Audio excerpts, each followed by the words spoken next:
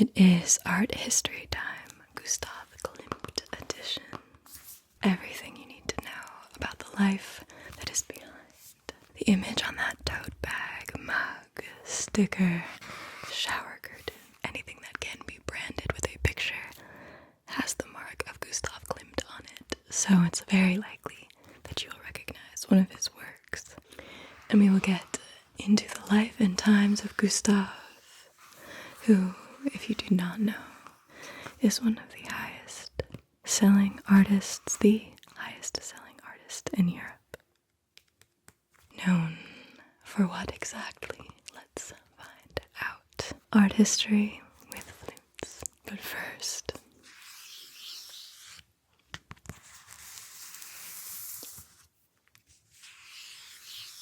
so what exactly is Gustav Klimt known for? Well, he's best known for his symbolism and his exotic, sensuous portrayals of women. But not only that, he's also known for his otherworldly pairing of the modern and the ancient styles of past civilizations. And if that's just not enough for you, he also developed an elaborate technique that uses silver and gold leaf, and you will see all this in the subsequent paintings.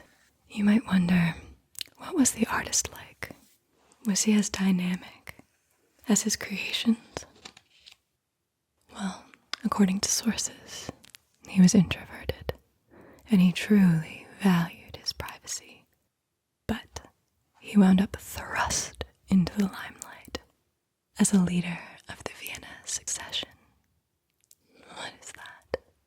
It's a radical movement that saw value in all of the arts.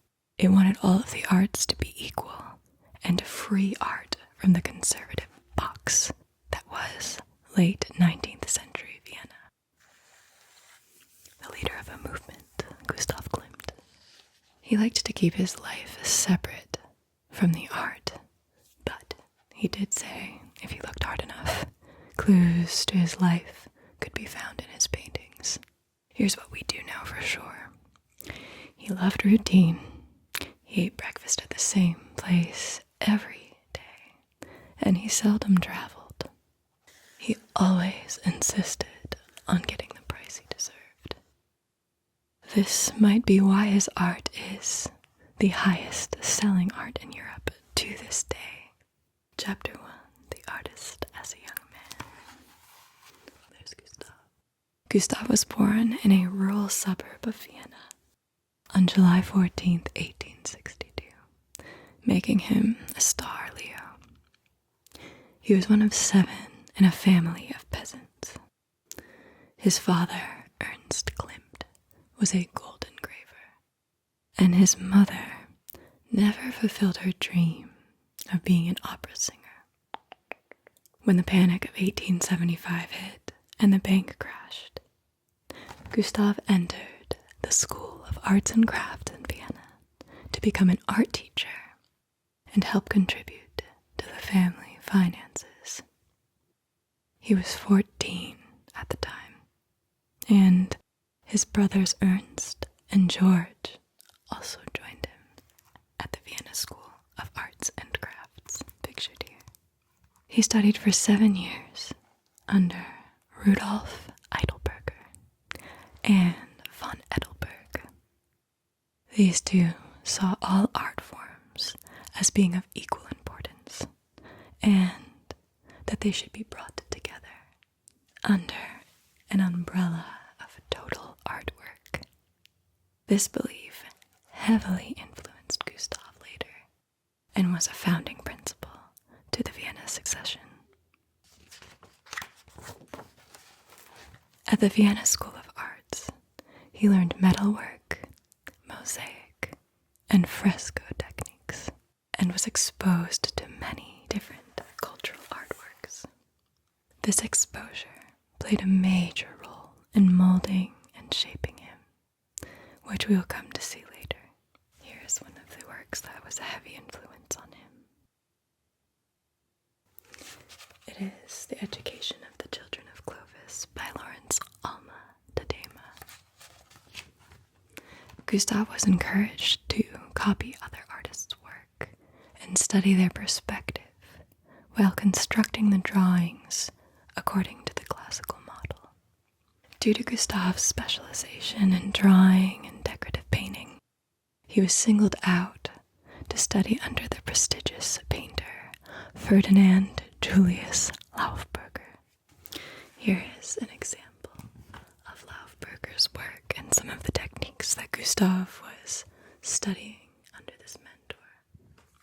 There is very little during this time to suggest that Klimt would spearhead a future movement or even stray from the academic approach, but those seeds were being planted, of course. It is 1877 now. Gustav is 17 years old. He is now sharing a studio with his brother Ernst and a friend, and they are calling themselves the Painters Company. They're beginning to receive commissions. That's right, they are beginning to receive commissions at 17, just as a building boom in Vienna is beginning, only a few years after the bank crashed. The Painters Company was recommended to work on the silver wedding decorations for Emperor Franz Joseph and his wedding to Elizabeth of Bavaria. Hans Makart, who was Klimt's idol, was directing the event. This is Makart's work. Makart was known for his allegorical style and his ornamental decoration, and he was notorious for hosting salons, being social, and impressing high Viennese society. This, of course, was in contrast to Klimt, who preferred to keep to himself as an introvert, as you know from the beginning. But here is some of Makart's work. How rich and vibrant and full of allegory it is. Just checking here that you're able to see it. There we go. Some of Makart's work right there at the bottom. Klimt really valued Makart's use of rich and vibrant color. Makart was known as the magician of color and would mix asphalt into his colors to make them more intense. Rumor has it that Klimt was so in awe, that he bribed a servant to sleep on the floor of Makart's studio, simply to absorb some of his greatness. Would you do that? I would consider it. Hans Makart died early, at 44, which opened the gateway for Gustav Klimt to step into the forefront. After Makart died, Klimt began to work for the emperor directly. If you remember, the emperor is who Klimt made the wedding decorations for. So, he created art for the emperor's villa based on A Midsummer Night's Dream. However, his empress refused to ever sleep there. I'm wondering, is there something fishy here? Did Klimt have a hand in Makart's early death? Mind you, Makart died of syphilis, and Klimt had 14 illegitimate children. So I just feel that Klimt knew a thing or two about bodily safety, right? That's pure speculation, but it did cross my mind. Considering, Klimt stepped in where Makart left. As the bourgeoisie thrived just before World War I, Vienna entered a golden age where new buildings opened and art was in high demand. The Painters Company was then commissioned to create 11 allegorical paintings on the interior of the Berg Theater. Here's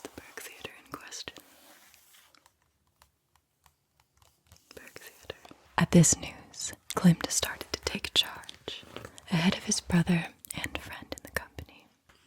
He took over the most demanding space in the theater. A vaulted entrance and a central ceiling. For the ceiling, he started to draw upon realistic portraits, using photographs as a reference, and his own family as models.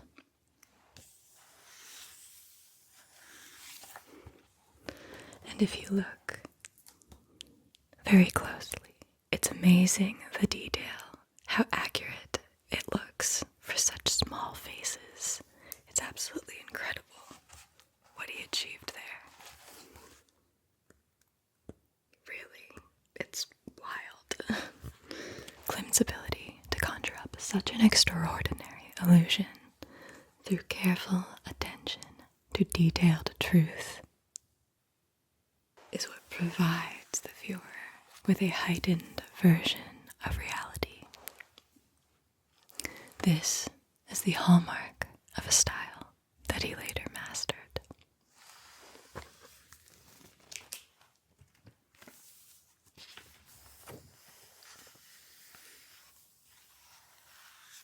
His work then began to shift from interior murals and ceilings in public buildings to portrait commissions for the bourgeoisie.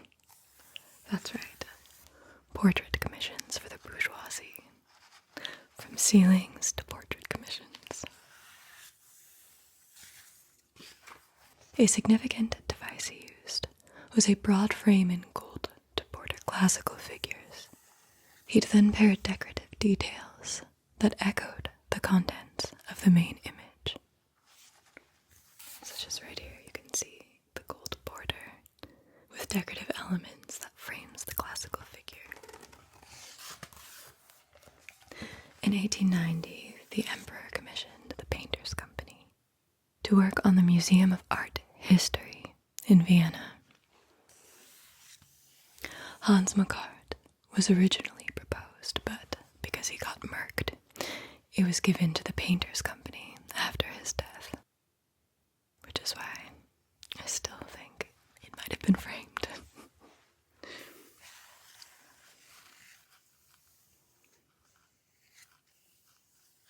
The artists were told to create paintings that honored the emperor, but instead they produced a comprehensive, eclectic scheme that showcased different styles and periods in art history.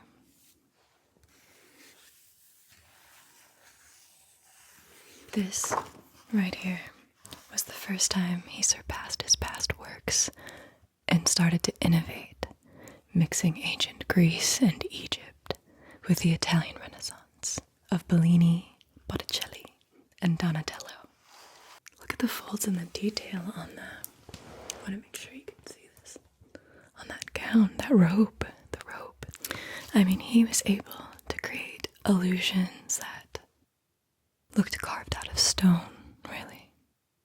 And he did this by mixing the idealized, classical, beautiful woman with the look of a contemporary woman. Another foreshadowing look that went on to trademark his mature work.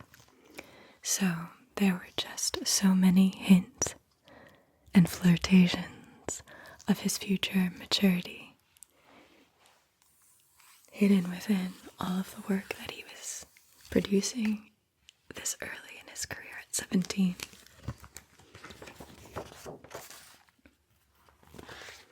And then you have this beautiful image. If you can see it, there we go. This beautiful image.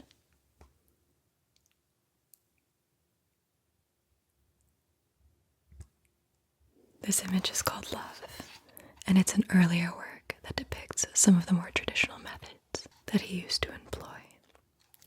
In this romantic, allegorical image, Klimt depicts a young couple wrapped in each other's arms and shrouded in mist.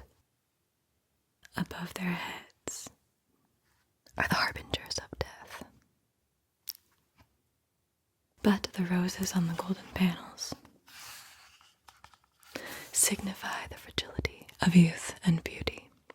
So, allegorically, symbolically, and ornamentally, he said a lot. Around the same time, he made this. So this is also an early work, but demonstrates his ability to draw from different sources to create a harmonious whole. It really depicts the look that he was about to move into. Standing against a classical setting, the young woman seems drawn from more modern times.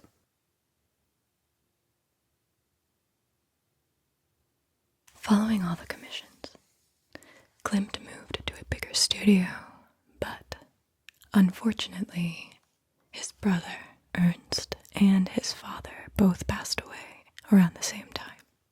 So he then took on the financial responsibility of his mother, his younger siblings, his brother's widow, and her children.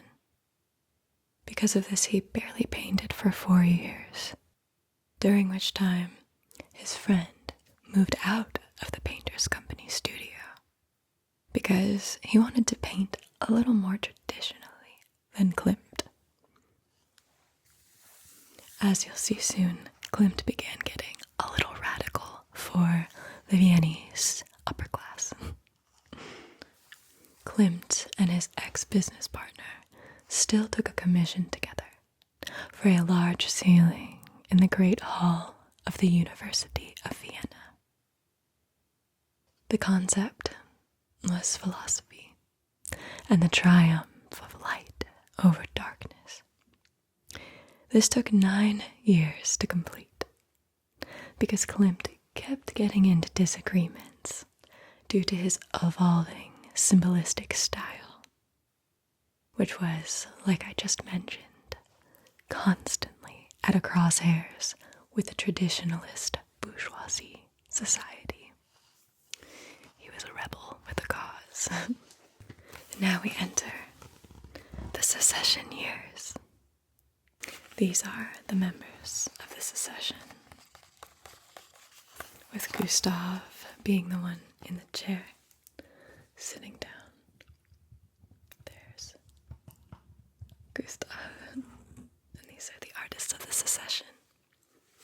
Now, the Austrian Artists' Society existed in a large mansion in Vienna and represented the unashamedly commercial, traditional, bourgeoisie dull art. Think probably Klimt's ex-business partner was part of that sect of humans. But Klimt was clearly not about that life. So he was elected president of the Union of Austrian Artists, otherwise known as the Viennese Secession. And like I said, these are the Viennese secessionists, and he is seated in his smock robe. His election as president was apparently a surprising choice, since he has been described as shy, introverted, and at times depressive.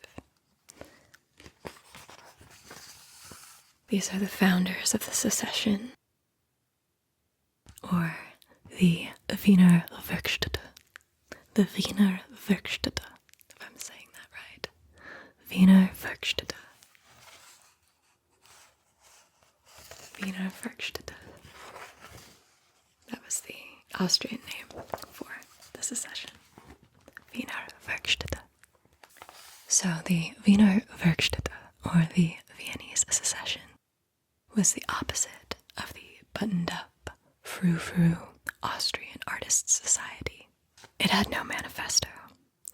It welcomed international artists. It founded a new journal with standards for typography and design, and it paid special attention to literature, which was something the others just did not do. The one founding principle it had was that all various art forms should be on equal footing. And that is what eventually led to its demise, but that's something we will see later. So Klimt made a poster. There it is. Klimt made a poster for the first secessionist exhibition. In it you can see Theseus fighting the Minotaur. The inclusion of blank space, decorative type, which brought a very modern, fresh feel to the entire event. Now the moral of Theseus and the Minotaur is that Theseus is essentially risking his life for the public good. And with all of the radical moves that Klimt was making, it could be said that Klimt felt a little bit like Theseus, like he was sacrificing himself for the public good. As he'd said in the beginning of this, all the clues to his life he placed in his paintings, and I do feel that he was making an extended metaphor here, because as you'll see soon, he came under a lot of fire for the themes he chose to imbue within his paintings. But the first Secession exhibition went off without a hitch.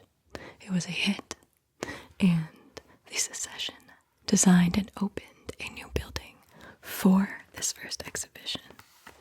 60,000 people ended up attending. And over the doorway of the Secession exhibition, it said, "To our time, it's art, and to our art, it's freedom." And here we have Athene,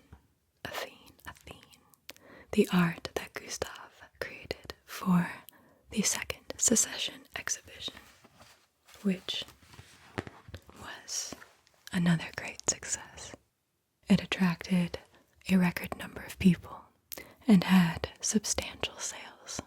And as I said, on display was Athene, and Athene marked a series of firsts in Klimt's career.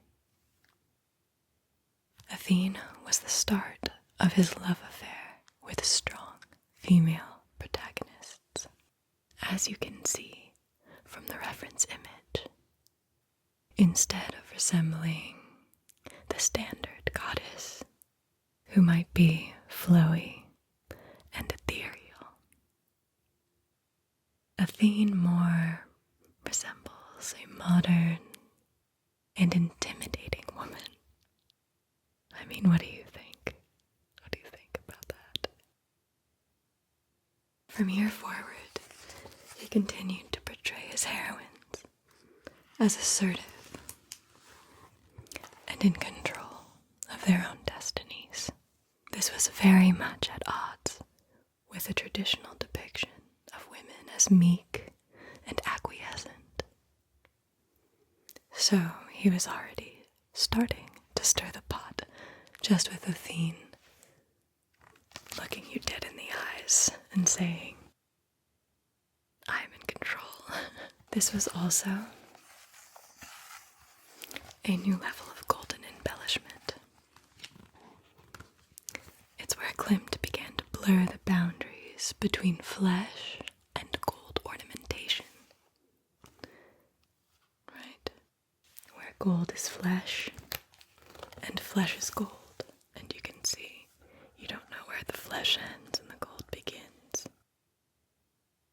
While the Secession stood for breaking away from what the bourgeoisie valued, Klimt still painted their portraits to keep the money flowing and to fuel his numerous romances. He often experimented with different styles in his commissioned portraiture, as you see in Schubert at the piano. There's softness, a new kind of softness here, as well as a new approach to light. It lends to it a bit of an impressionistic quality, and in addition to the impressionistic quality, it bridges the gap between his early classical academic style and his later symbolistic inspired work.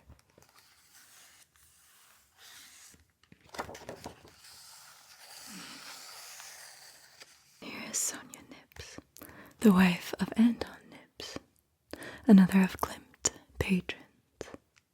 She's seated in a gauzy pink dress set against a plain the softness recalls some of those by Whistler, another artist, who Klimt knew simply from reproducing his work when he was growing up as a formative artist. And that's where you can see the traces of the different artistic techniques in some of his artworks. Again, the softness here is akin to James McNeill Whistler, an American artist who predominantly cranked out works in the United Kingdom about 30 years before Klimt was to enter school. And so he grew up learning this technique and style and then infusing it into his portraiture. In juxtaposition, we have this. Klimt was beginning to make a proud, disdainful expression, very common in his portraits of femme fatales, as he continued to infuse the painting with composition, coloring, and softness techniques picked up from painters like Muckart and Whistler. He paired it with these sort of powerful, commanding expressions that would go on to inform a large body of his work. This here is medicine. This is detail from one of the notorious university paintings for which he was extremely criticized. And it shows Hygeia, the Greek goddess of health, with a snake wound round her arm and holding a cup, looking upwards. Her perspective emphasized extraordinary strength. This was part of the ceiling in the Great Hall at the University of Vienna. The one I mentioned took 9 years to complete because of Klimt's evolving symbolistic style. You might remember he took that commission with his old friend and business partner from the Painters Company. Spoiler alert. They were not thrilled with a woman as powerful as this, and this is just the tip of the iceberg, as you'll see. This is nothing compared to what he gives them later. The theme, again, was light, darkness, the umbrella being philosophy, the victory of the intellect over ignorance. And while the university was looking for a finely detailed allegorical painting, Klimt went full steam ahead, as you'll see. This, which he showed afterwards. This followed up medicine. It invoked intense backlash from the university, the clergy, and his old business partner, who were just so baffled by its apparent lack of connection to philosophy. They did not support his paintings at all. I mean, what do you think? Do you see a connection to philosophy in these drawings? Look at this face. And there's this head in the stars. My question is, could this maybe be a metaphorical and symbolic commentary on philosophy? You have people with their head in their hands in multiple places. You have lovers. You have babies. I mean, you have the great mystery in the darkness. You have what looks like the unconscious mind. Could this not be a metaphorical and symbolic commentary that they just weren't used to? Who's to say? Well, Klimt still decided to send it to the 1900 World Exhibition in Paris. And it just so happened to win a gold medal, so that just goes to show you. Sometimes smaller minds reject anything that challenges prefixed notions, or they just don't have enough taste to understand groundbreaking art when they see it. Then he did the Beethoven Freize, a 3-panel artwork that made him come under fire again. He could not catch a break. I think he liked to pour fuel on the fire, though. So, the Beethoven Freize went on display at the 14th Secessionist exhibition in 1902. And for this, he interpreted the themes of Beethoven's symphony. He interpreted it as having to do with the life cycle. And in this, he depicted procreation, pregnancy, birth, disease, old age, and death. It was the disease, the madness, and the death that outraged his audience. As you can see, they did not like the naked woman with the large breasts and stomach, and they were not into the terrifying giant ape with a serpent tail. It goes all the way over here. And wing. So this ape has a serpent tail and a wing, by the way. And the skeletal figure with the protruding eyes, it came across as repulsive. That mixed with the nudes, which they felt were way too erotic, it challenged the viewers on a level that they were not ready for. Obviously, this was a very important milestone in his career, but the work went into storage for 80 years. 80 years. It didn't come back out until 1986. It took until 1986 for this to be stomached. His symbolism, of course, did not stop there. It continued to baffle and disturb his viewers. This ultimately helped fuel the Viennese Secession, or as I mentioned, the Union of Austrian Artists. It helped them become what they were. It was a place where all types of artistic expression were embraced. And because of this, he ended up meeting Emilie Flöge. Emilie Flöge is responsible for designing the free-flowing garments that put an end to corsets. She and her sisters started a fashion house, and they are responsible for many of the free-flowing garments that are seen on the women in his portraits. There they both are, wearing some of the garments that they've created at the fashion house. Their bond was so strong that some speculate that they had an affair. However, Klimt had many affairs. Did I mention the 14 illegitimate children? So then it's speculated that Emilia was a lesbian. But, I mean, does it really matter? People really want to know the business. Regardless of her sexual orientation, he used her as a model several times. Can you spot her in here? In fact, she's also the model that's on the cover of this book.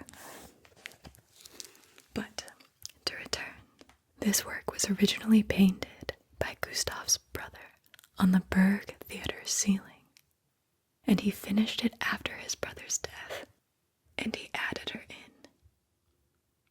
She's right there. This famous photo of her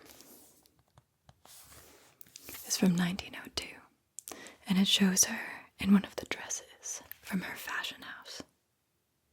She's presented as a bejeweled icon, and her goddess-like status and modesty is preserved in gold casing. She just radiates self-possession. And this is seemingly to offer a direct challenge to the viewer. What do you think? whose status and modesty is preserved in gold casing? Does she radiate self-possession? Is she directly challenging you?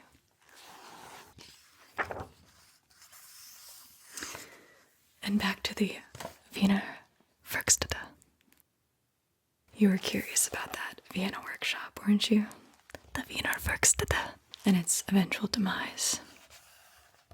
Well, here's the entrance of the Wiener Werkstätte.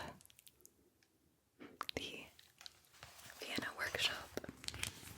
As previously mentioned, the Wiener Werkstätte viewed art and design as equal, and it disregarded the hierarchy between art forms. This made them egalitarian, believing that all people are equal and deserve equal rights and opportunities.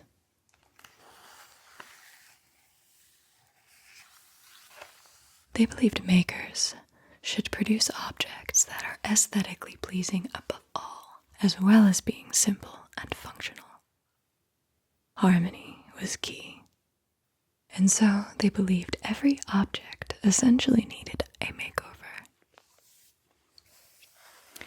At this time, industrialization was also ramping up, so the members of the Wiener Werkstätte felt that time needed to be invested into these specialist arts. They felt that these were being threatened by industrialization.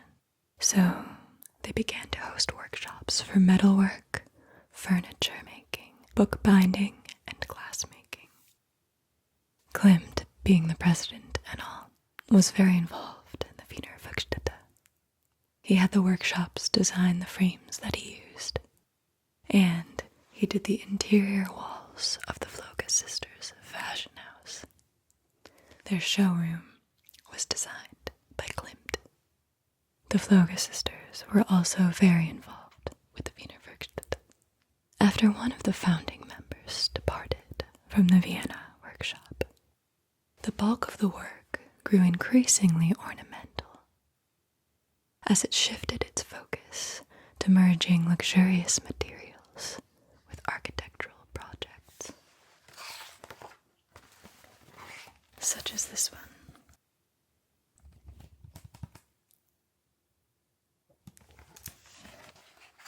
The Palais Stoclet. Klimt created a mosaic frieze for the ground floor of the sweeping palace, known as the Palais Stoclet. The sole purpose of this palace was for every inch of it to be an opulent work of art. There was no cap to the budget. The frieze ran along two sides of the dining room and a short wall. As you can see here, the Tree of Life was the work's central motif, and it drew upon Byzantine mosaics of Ravenna and Oriental art. It is made of gold, inlaid marble, and jewels. This was the last of Klimt's mural works. This has the central image of the frieze. Klimt's theme is the Garden of Eden, with its allusions to nature, the seasons, and the abundance of life. You can see the marble. Klimt was very hesitant to let any of the Viennese public in to see this. He knew what their response was after they saw his Beethoven Freize. If you don't recall, it was met with utter disgust. Now, while the Vienna workshop strove to be equal, as mentioned before, it was clear, especially with the Palais Stoclet, that the only people benefiting were established artists and the well-off who had no financial gap. Younger artists were completely denied opportunities, and because of this, the Vienna Secession dissolved by 1932. Klimt's final participation with the Secession was in the completion for those paintings on the ceiling for the University of Vienna, the one that took him 9 years he unveiled jurisprudence. If you can see jurisprudence, that as the final piece evoked a very strong response. I bet you can sense a theme here, especially because it depicted a grim scene of misery and torment that was radically different from the oil sketch he had submitted. The painting contains 3 female figures representing truth, justice, and the law. They stand over the naked figures of men, including one who is pinned down by an octopus. That's right. The imagery was perceived as shocking in its vengefulness, while also inappropriately revealing the insecurity of man in the modern world. If that wasn't enough, Klimt came under fire yet again, being accused of pornography and perverted excess. 2 patrons bought back the paintings, which were then bought by the Nazis and destroyed by the German army in 1945.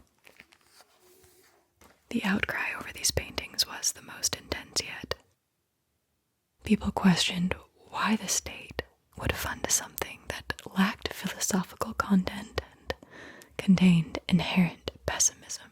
Others wondered if it should even be considered art. That's a lot to hear as an artist. If you're coming under a lot of criticism, it's a bit much to handle, and Klimt was human. He could not take it. He retreated entirely from the scene. That marked the end of the secession for him, and he also said, you know what, I'm out of the commission for these ceiling paintings, you can find someone else. But then we enter his real focus on the Femme Fatale. Klimt believed that writing and thinking about art was much less important than doing the thing. He never painted a self-portrait.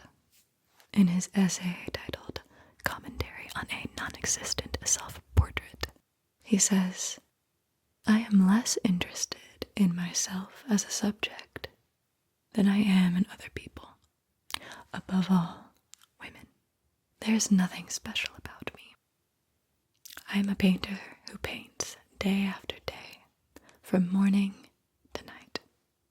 Whoever wants to know about me can look in my paintings. Look in his paintings. Very carefully, he says. Very carefully. His dominant theme is women. The Femme Fatale. What is a Femme Fatale? Well, it's a dangerous woman who is potentially fatal. A woman who is attractive, powerful, and seductive.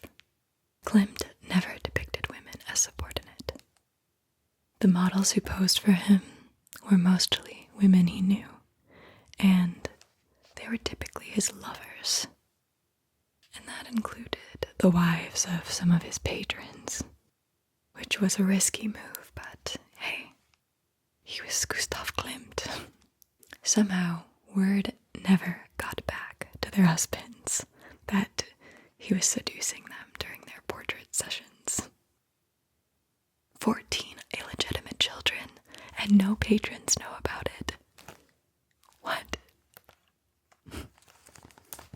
I want to meet the descendants of Gustav Klimt because they've got to be running around. Here's a picture of one of his conquests.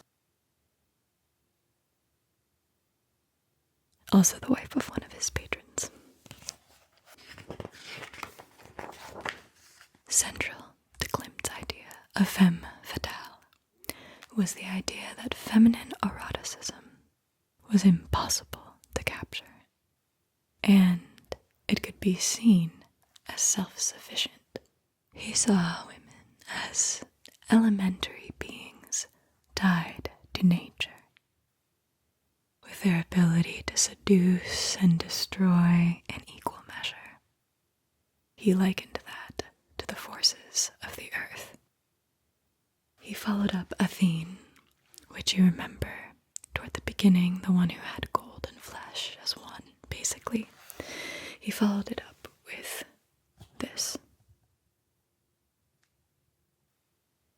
He went from a more modern and intimidating woman to the nuda veritas, where the heroine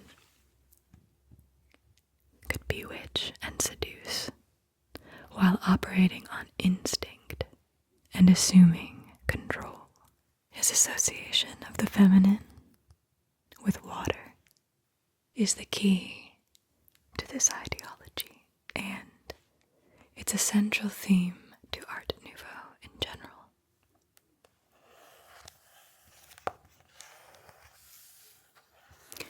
Water is an element of the unconscious mind, which is associated with intuition and emotion, which are token feminine traits. They exist in the realms of femininity.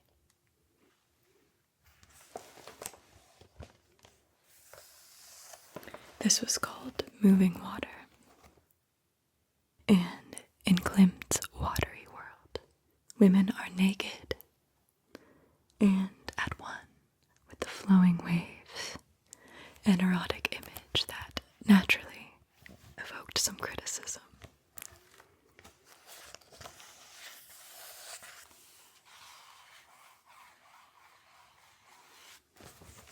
As you can see, they are flowing at one with the waves.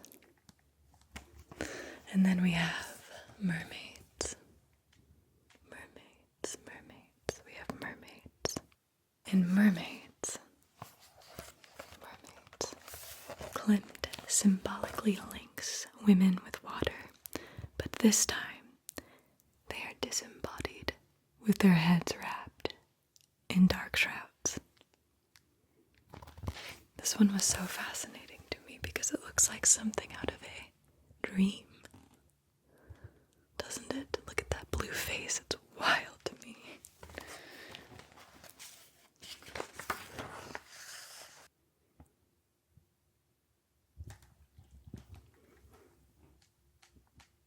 This one you've probably seen.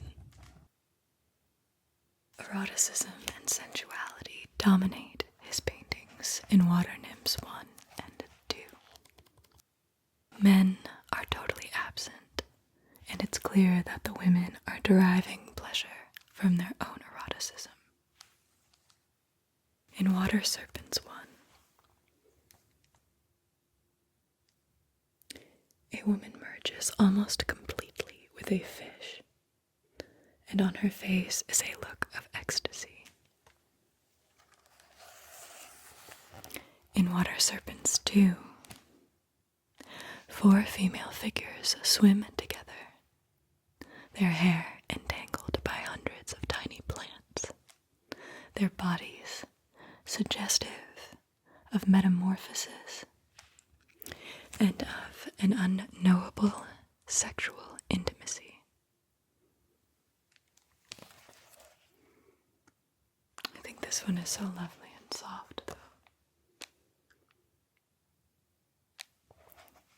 I don't think it necessarily strikes me as an unknowable sexual intimacy, but maybe as a man, it just seems very soft. Now, gold abounds in Judith and the head of Holofernes. The difference between this and the earlier works is that gold becomes the dominant material and is incorporated fully into the structure of the painting.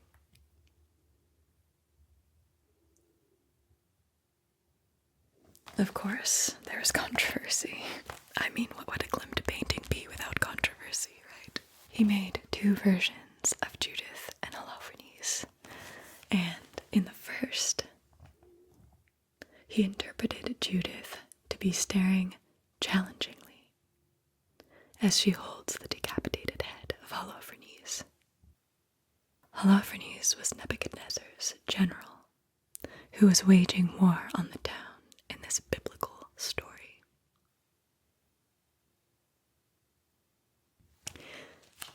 The symbolism is overlaid with a link between sexuality and death, as Judith appears to enjoy the moment in ecstasy.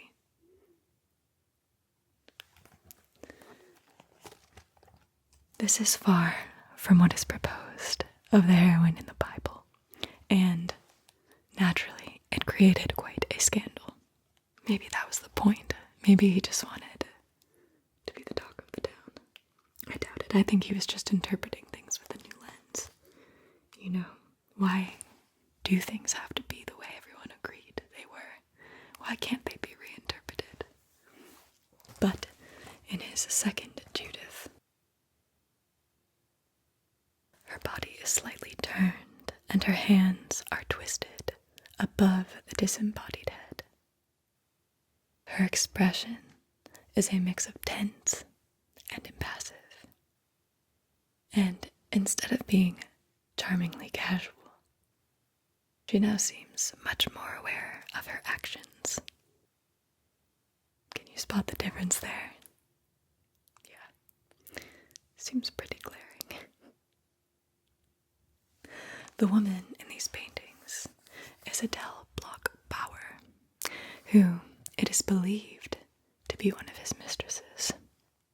Because of this, some speculate that the Judith paintings merely depict his own feelings for Adele, and they had nothing to do with the actual interpretation of the biblical scene. Adele Bloch-Bauer was the wife of a sugar magnate and banker, so this was a very risky affair.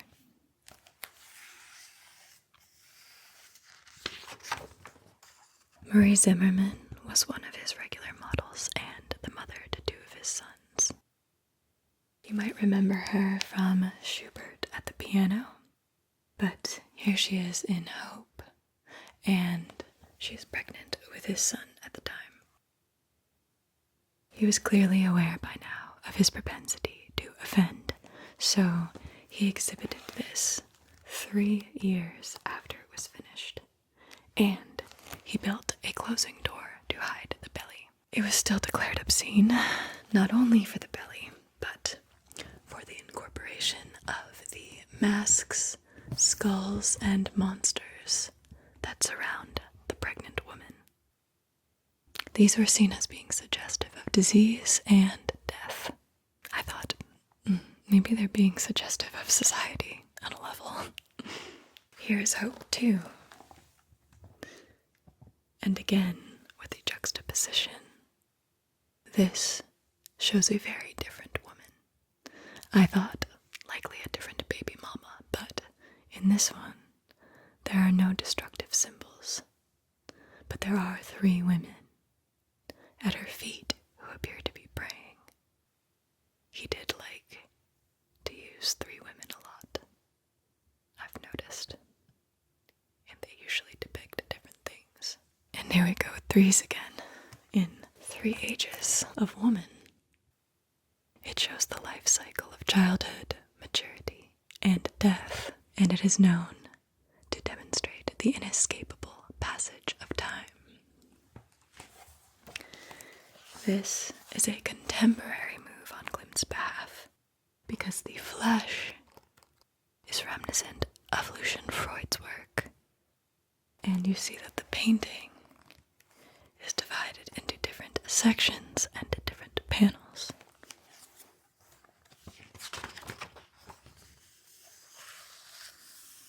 Not all his portraits were well-received commissions. As mentioned, he often experimented with new styles in his portraits, and in this portrait, he was more interested in the composition than the model. He tried placing simplified shapes behind the head to attract attention to her face. It is said that the recipient of this portrait, Margaret, never hung it on her wall. She didn't like it. Now Fritz Riedler, on the other hand, he began to attach importance to the decorative works and incorporate them into the entire design. And this painting,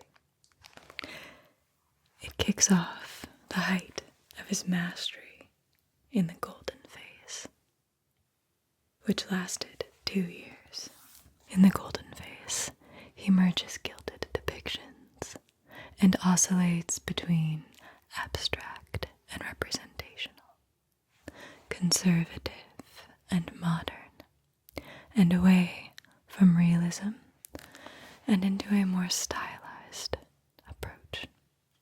And this more stylized approach brings us to his most famous artwork. This is the one you've definitely seen mass-produced. It is The Kiss, and as I said, outside of the Mona Lisa, it is one of the most reproduced images in the world. One of the most reproduced images in the world outside of the Mona Lisa. It is oil on canvas with added silver and gold leaf, and it depicts the quintessential expression of one of the deepest passions known to us humans, sensual love. While only he is kissing her, it is said that many people just see what they want to in this artwork. His unique approach involved an alluring use of gold and a brilliant jewel-like ornamentation.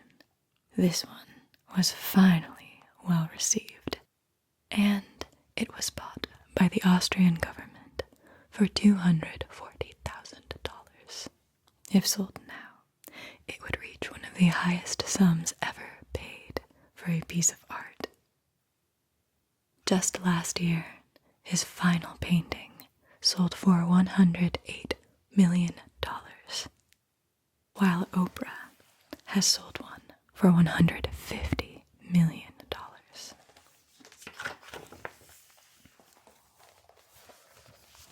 In this painting, Dene signifies the full eroticism that emerged in his work around 1910.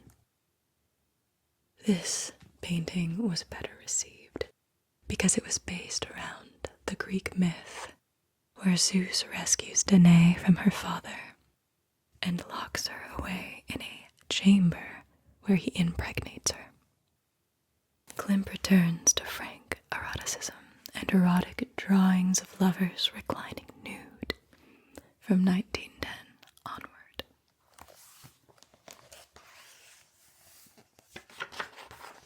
What would an artist be without a landscape period of time? Am I right? Klimt and his landscapes making a full circle here, as we saw at the beginning. And we have this interjection from Egon Schiele, who was supposedly a disciple of Klimt. Younger artists, as they do, they began arriving on the scene, and they were no longer into the gilded, and they were also not raised with the classical. So, as Klimt began mentoring Egon Schiele, who will come back again at the end, why, I'm still not quite sure, he became influenced by these children to stop doing his gold leaf. The young were into painting trains and landscapes now, and Klimt is quoted as saying, "The younger no longer understand me. They go elsewhere. I don't even know whether they appreciate my work anymore." It's a bit early for that to happen to me, but it happens to every artist. The young, they will always want to take everything that's already there by storm and pull it down. I shan't get angry with them over it. And so, he didn't get angry with them over it. He just entered his landscape era. began experimenting, and in doing so, chose to work primarily with squares, extremely ahead of his time because he knew many more years later than it would take for his frieze to come out of hiding, would Instagram be using the very same format. But 54 of the 230 paintings that Klimt produced are landscapes, and they are little known. They were unadorned, without gold or people.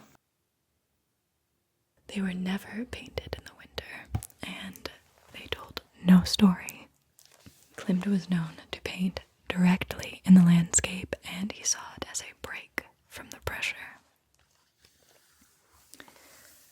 And as I said before, he liked to choose squares to represent his landscape. A man ahead of his time. He liked to experiment with them. He did this by placing the horizon lower or higher, or sometimes just chopping it off. Depends what mood was striking at what time, right? It was his hint at what was going on outside of the canvas, and they say that is what makes them feel so modern.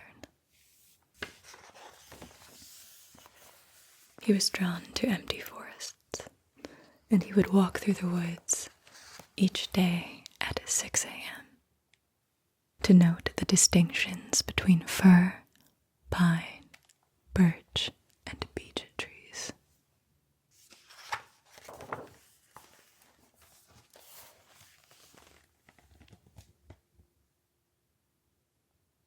His landscapes often recall Japanese art, where he plays with the level of the horizon to balance it against its other elements. He also uses an overlapping technique. This overlapping technique suggests distance, and it places some objects in the foreground to partially cover other distant objects. His repeated patterns here use hundreds of tiny dots or slabs of cover to create a mosaic kaleidoscope effect. As you can see, the hundreds of tiny dots for the kaleidoscope effect. Aware of pointillism, he adapted the technique for his own purposes. He didn't express interest in utilizing optics or creating illusions of depth. He created a sense of atmosphere and lyricism, but lacked depth. This looks influenced by Van Gogh. Always a borrower, he borrowed post-impressionist elements as well. Most significant here is the heightened level of emotional engagement, where he evokes moods from tranquility to despair, as emphasized by his apple trees. And then, of course, one of the few times he depicts an animal, it is a black horse, and it is for Life is a Struggle, The Golden Knight, 1903. This is a rare instance of an animal appearing in Klimt's work. A golden knight also appears in the Beethoven Freize. Psychologically, it seems interesting that Klimt was drawn to the motif of a knight in shining armor. Psychologically, what does it reveal? Tell us.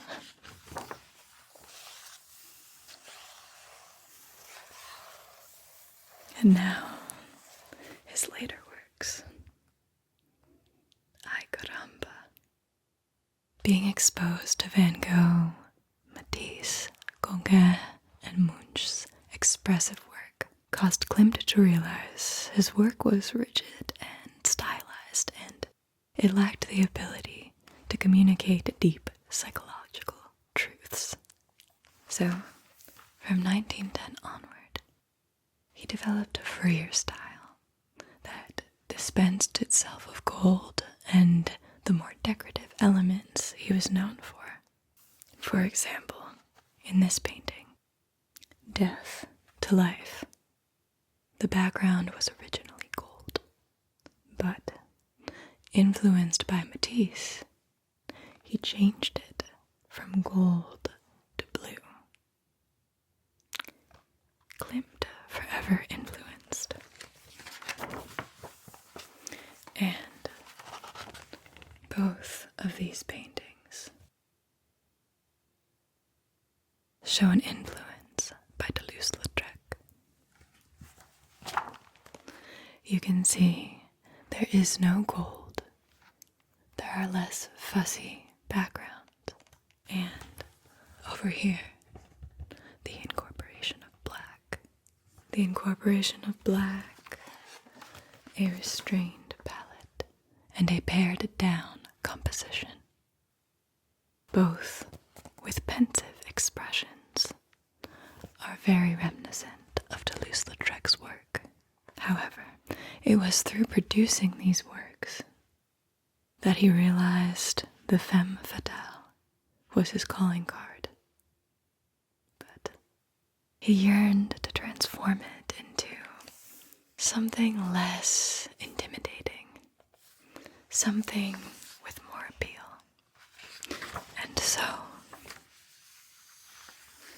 we have quite a diversion.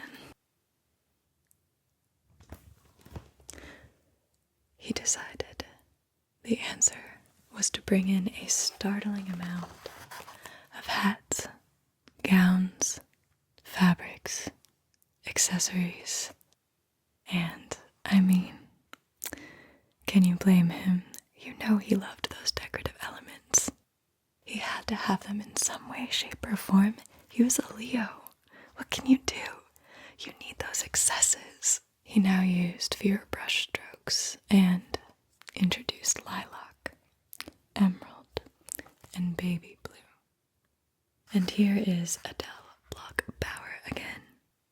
You may remember her as the model from the Judith paintings. You know, the Judith paintings, where she held the decapitated head. She was one of few to sit for Gustav more than twice, and it is this painting that Oprah sold for $150 million.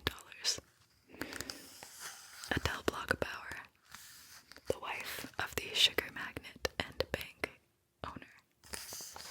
As you can see, gone is the gold. The flowers are in, and the decorative motifs live on.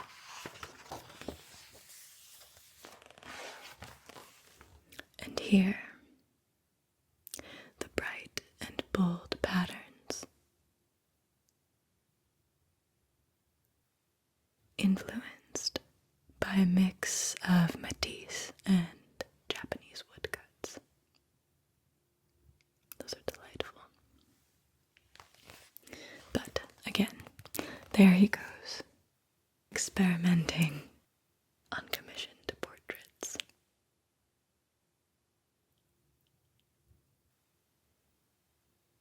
His desire here is to evoke an entirely female world in which various states of being, such as desire and contentment, are foregrounded. And then, in The Virgin, to Klimt, this allegorical version of 7 slumbering women, entwined with flowers and a riot of patterns, seems to present a state of sexual expectation, of awakening. His new style of work, with the profusion of floral motifs and Japanese influence, were extremely desirable. Klimt was back, and he was in demand. However, people have noted that his models started to feel as if they were less empowered and more infantilized or trapped in a box. And it started to feel a bit voyeuristic. This garden path with black chickens, supposedly describes his psychological state when his mom died and World War I began. This happened around the same time, but I don't know, I think that might be grasping a little bit. Just a little bit. If anything, I feel like the sad apple tree in the apple orchard would depict it more than anything. A little bit more than those black chickens. Now these are his last paintings that were unfinished. He was known to work on several pieces at once, so he always had a few unfinished paintings. And upon his death was Baby, which is touted as ironic because of the life cycles he was known for portraying and how he was painting a newborn baby just as he died. But again, I think that's also a bit of a stretch. I think this just might have been one of his 14 children.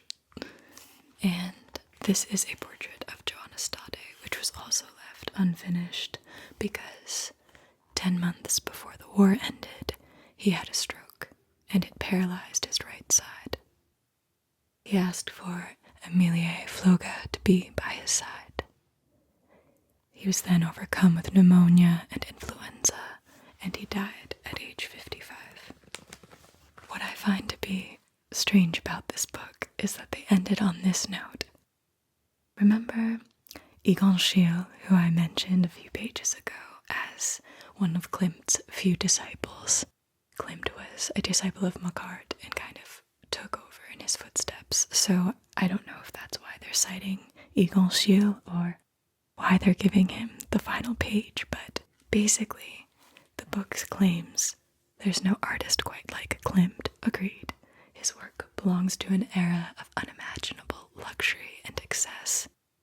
He offers a singular view of the world that is untouched by time, and it recalls kind of a dream state that's enchanting, vivid, and slightly disturbing, which is probably why he's the first in this art history series. But this is a portrait, or a painting, done by Egon Schiele, and it evokes the qualities of the kiss.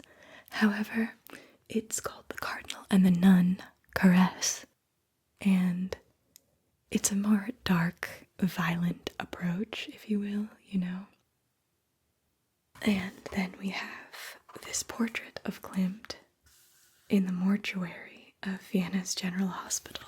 So this is the head of dead Gustav Klimt, which Egon Schiele also created. They say they're not sure whether Egon Schiele was following in his footsteps or creating these as a parody and a criticism of Klimt's work.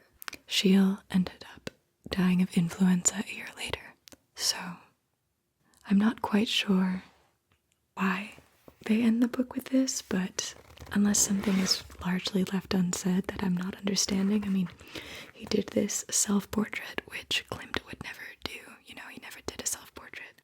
So again, this is of Klimt's deceased head, and it's signed as if Klimt had done his own self-portrait. Maybe they had a dark humor that we all weren't in on. But I hope you walk away with a few factoids on good old Gustav, because what an interesting aspect of our shared art history. An introverted, shy man who only wanted to paint, had all those mistresses.